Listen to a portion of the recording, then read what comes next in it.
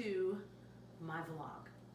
So thank you to my audience participant who gave me this topic today, and it certainly intertwines with the article that I posted on my Facebook page about an article that I read on Medium, which is one of the new mediums that I'm reading. I love Medium, so great, because you get to read all of these wonderful insights about different topics, and you can pick the topics that you're most interested in. And one of mine is mental health, and I love that there's a voice to mental health right now, and there's a need for all of us to talk about it a little bit more. So I'm jumping right in on that because I myself suffered from depression. So this is going to be a little, I don't know, personal, huh? I guess that's why you do a vlog. But so I suffered terribly from depression. I suffered terribly. I was somewhere between 18 and 21. And then from 21 to 22 was a bad year. Like that I remember for sure. But I'm also a recovering alcoholic and drug addict. So I've been sober coming up on 25 years. That sounds crazy to say. But on August 11th, 1994, my mother's birthday, I had my last drink. So with every time I tried to get sober, I got depressed. So there's a few things that I wanted to hit on, right? One is this topic that this woman spoke to about on this blog on Medium about gratitude because of depression. I have my own little different spin on it because I didn't feel exactly how she felt. I certainly could not have been in a relationship while I was in a depression. I did date somebody, which, that poor guy, like I don't even know, I couldn't even talk, so I don't even know how he dated me, but that was short-lived. So the amazing part about depression is that it's totally different from anything else I've ever gone through in my life. So with sobriety and recovery from addiction, I had rehabs, right? So I went to 2 and like sobering up station, a halfway house, therapy, inpatient, outpatient, all those fun things. And they were really, really helpful. But I had depression each time I tried to get sober. So there was some in-between time from that 18 to 22 where I was just left feeling completely dark and I didn't know what was happening.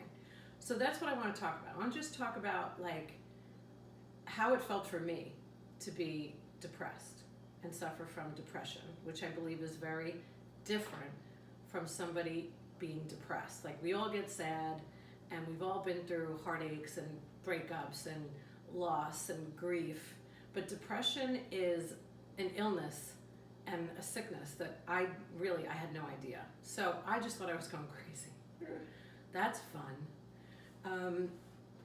I remember very clearly that there were 2 of my girlfriends that really knew that there was something major going on with me. Like they already knew that I was suffering with this disease of alcoholism, but they knew that I had changed, like my personality had changed. I went from very outgoing, I was always very athletic, I was really good in school, until, you know, I started. But I was always very social, and even though I didn't always have the greatest self-esteem, I was able to get by on humor, one of the great masks of our lives. And I had this wonderful family. So I had all this happiness around me and a very, very big family, like really big, like Irish big. So mom has 12 brothers and dad has, you know, a tribe in his family as well. So there's 8. And with that comes a lot of cousins and a lot of parties and a lot of christenings and a lot of communions. And when I was in my depression, I was showing up to these parties and events and I couldn't communicate, like I couldn't have a conversation with anybody. So when my 2 girlfriends took me out, you know, we were probably 18, I guess, and they were driving me around and they were both, you know, smoking weed. And that's, you know, it's what you do. Okay, like a lot of people do that now. It's just like legal now. We had to hide it. I was not. I was sober at this moment, but they kept asking me like, what's wrong with you? What's wrong with you? I'm like, I don't know. Like that's all I kept saying. And I really felt inside of myself that I had no facial expressions, and I had no, like I was like this, I was like flatline. So to go from being really, really happy, and then all of a sudden not really recognizing who you were is a very scary place. So I was going to Nassau Community College at the time, and I was taking psychology, and I had this big blue book, a psychology book, and I would read through it, and I was looking to see what was wrong with me. So imagine, that's a bad idea. Thank God like Google wasn't around then, because I would have diagnosed myself with some major illnesses. So I was like, yep, that's me, that's me, that's me. But there was no description of what depression was that I was relating to. So each time I would get sober, I would feel horrible. And I did not know at the time that I had like a chemical imbalance in my body. So when I stopped using drugs and alcohol, my body just went ballistic. Like it was freaking out, didn't know. And that really affected my mind. So I was just in a dark place. But the worst depression for me was when I finally, hopefully, you have to say that. Like I believe I'm recovered because I work on myself every day, and I part of a recovery process, and we talk about it a lot because I've done a lot of work. So basically what happened was I got sober at 21, this final time, almost 25 years ago now, and it was the darkest time for me. It was literally like I had no clue what was happening, but my father got me hooked in with his EAP counselor at work. Thank God for him. Ben Figueres, I'll never forget you. And I would go see him every Tuesday, and every Tuesday I would have to walk to the train station in Long Island, and I would get on the Long Island Railroad, and then I would get on a subway, and then I would get on a bus, and then I would walk. I actually have no idea how I did that, but I did it because I wanted to feel better. That's what I wanted. I didn't know what was happening to me, but I knew I wanted to feel better. So I would go to this, I'm going to speed this up a little bit, and I was going to this therapist and, this EAP counselor. I prefer actually calling him that, because he was different than anybody I had ever seen. And he would just sit in the room. Like, he wouldn't say anything. It's fantastic, because I couldn't say anything either. So we would just sit in the room in silence the first few times. He would ask me how I was doing. I'd be like, terrible. And then I couldn't explain how I was feeling. So he would just, be like, all right, well, maybe you'll be able to talk to me about it next week. And then he started saying that one day I was going to open the blind. I can never say this without crying. You'll cut again, maybe. But I would open the blinds and the sun would shine. You could keep this in. I'm telling you people that I'm keeping this in because it's important. Like, that was 26 years ago, and it still affects me. But he said the sun was going to shine. I was going to feel good again. I would make him tell me that every Tuesday. So it's ironic that book came out, Tuesdays with Maury. I should write Tuesdays with Ben. But when I heard that, I was like, really? Like, I'm going to feel better, huh? So I would keep going, and I wouldn't feel better. And it took so long. Like, all right, it was 6 months, but for me, it was forever, because every day felt like 72 hours, at least. And he got me hooked up with a psychiatrist, and my family, I'm sure, played a huge part in this, Mom and Dad. It's mostly a blur to me, really, so I hope nobody gets offended if I leave anybody out, but I was taking Prozac. I was on 20 milligrams of Prozac for 6 months, and I would see him every Tuesday. And then as soon as I felt better, he weaned me off of it. And I haven't taken anything since. So that leaves me at this really crazy place to talk about. There is no one solution, I feel, for anybody. But I do know that even though I haven't taken anything, I have to do a massive amount of work to feel good every day. I feel it's very unfair, actually. No, I really think that if I did not start my day with some type of positive meditation, working out, riding my bike, going to the gym, listening to podcasts. I listen to Super Soul Sunday. I listen to all of these great meditations. I meditate inside, I meditate outside. I can't get past 7 minutes, okay? That's the longest I've ever gone.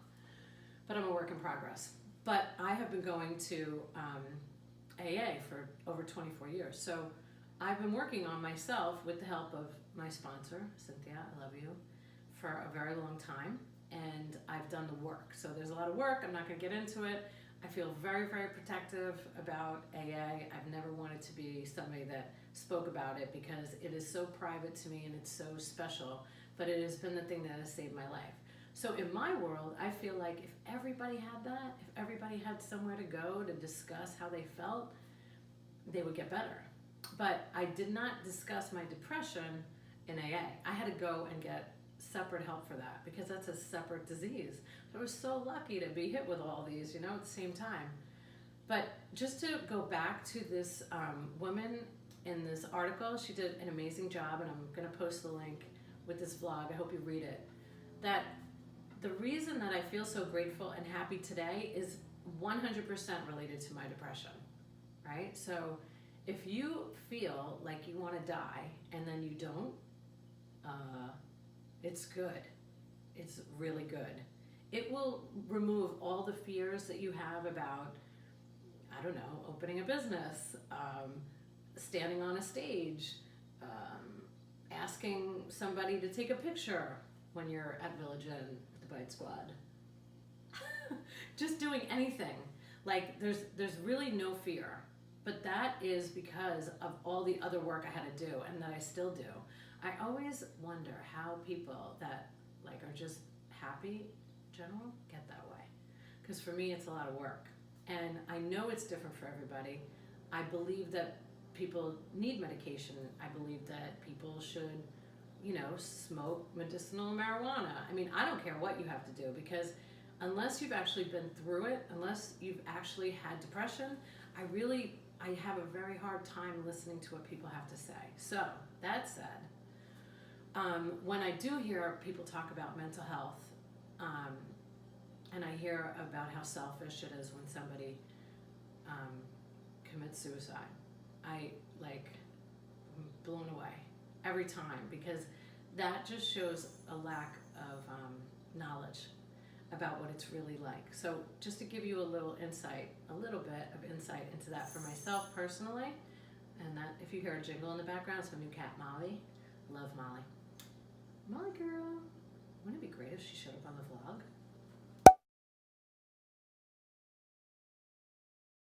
Anyway, getting back. So I'm going to tell you something, and Mom and Dad, if you're watching, or like my brothers or my family, don't feel bad. Please don't feel bad, because I feel so happy today. But this is reality. Like my parents' house has always been like a photo gallery, so all of my family knows this, right? And I love it. There's so many great memories of us everywhere we look. Sometimes I'm like, oh my God, there's a lot of pictures. But I used to take all the pictures of myself, and I used to hide them all over my house because I thought it would make life easier for them when I was gone. That's horrible. But that's reality. That's really what I would do. And we think about doing this so we can stop. We think about the act of committing suicide so we could actually stop being a burden to everybody else. That's a big part of it. And that the pain would just go away because you actually don't think that you're ever going to feel better. And it was consistently like that for me for 6 months. So the people that still go through it, like day after day after day, I feel especially grateful. My dog is under the desk, and I have Molly over there. There's animals everywhere. So I think that, it's a serious topic, right? And certainly not the most, glam, but it's very real. And I think I'm no expert. I just have this information because I experienced it and I wanted to be able to help somebody else. So if you are suffering from depression, there is help and you can get better. There's a lot of hotlines and There's people that really care. I care, so if you need help from me, I'm happy to. Just hit me up. However, vlog, Twitter, doesn't matter. I'm never on Twitter, so don't do Twitter. I don't know, DM me on Instagram.